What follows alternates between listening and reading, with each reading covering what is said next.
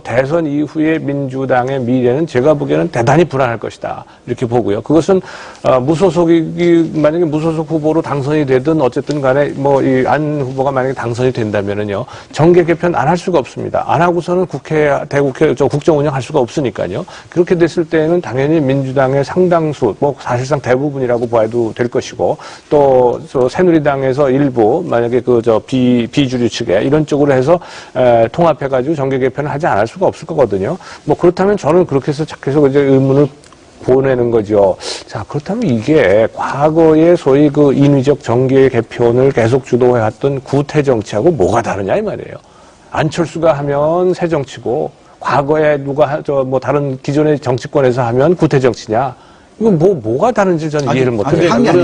아니, 그러니까 그렇게 될 수밖에 없는 상황이기 때문에 우리가 경험칙상 안철수 후보가 대통령에 당선됐다고 가정을 해봅시다. 어떻게 하겠습니까? 여러분들 지금 다 동의하시잖아요. 그거는 할 수밖에 없는 거예요. 그거는 사실 지금 별로 의미 없는 논쟁거리라고 생각합니다. 왜죠? 가봐야 알죠. 가봐야 아는데 중요한 건 뭐냐 하면 제도 변화예요. 제도 변화가 있으면은 뭔가 의미 있는 변화가 생겨날 것이고 제도 변화가 없으면은 지금 그대로 갈 것입니다. 근데 무슨 제도 변화냐 하면 아까 말씀드렸던 대통령 선거의 결선 투표제 그리고 국회의원 선거의 비례대표제 강화 이 두 가지가 굉장히 중요한 정치 쇄신의 과제입니다. 왜냐하면 우리 사회가 다원화되고 정치의 지형이 변화하고 있는데 그것을 담아낼 수 있는 그릇이 적당하지 않기 때문에 매번 이런 불일치가 생겨나고 소란이 생기는 것이거든요. 단일화 소동도 마찬가지입니다. 그렇게 본다면 이 두 정치 세력이 약속을 해서 이 두 가지 정치 제도에 있어서 변화를 도모해서 실현하면 우리나라 정당의 파티 시스템이 변화할 것입니다. 지금 이렇게 보수 정당과 말하자면 자유주의 정당으로 두 개 구분되는 양대 정당 제도는 뭔가 변화가 생겨나고 재편성이 생겨나겠죠. 자, 네, 그런데 네.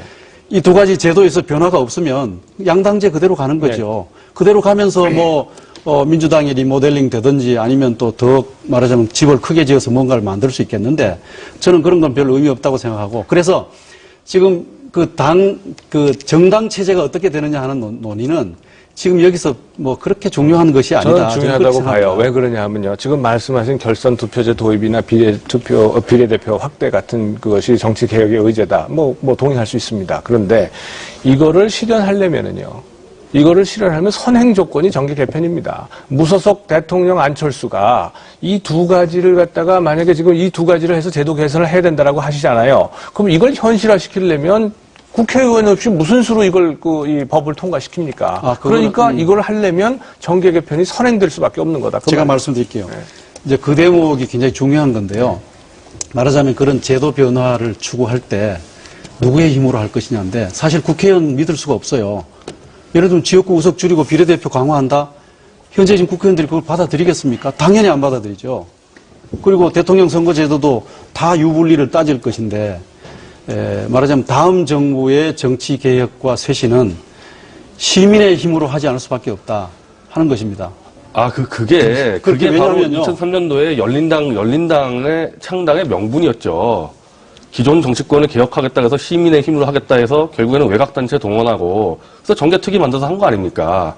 근데 그때 해가지고 또 창당했는데 어떻게 됐습니까?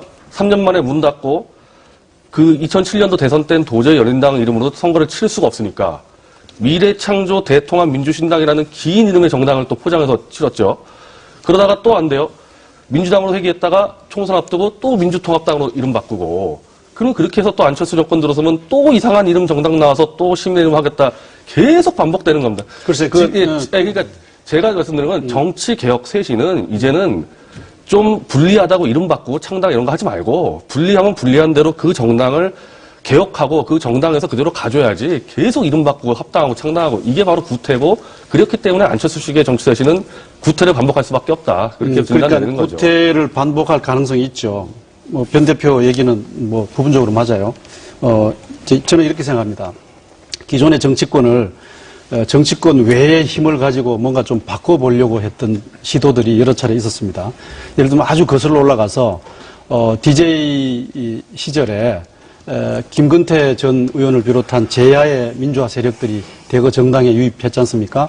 근데 지역주의의 그러한 아주 강고한 벽을 넘어서지 못하고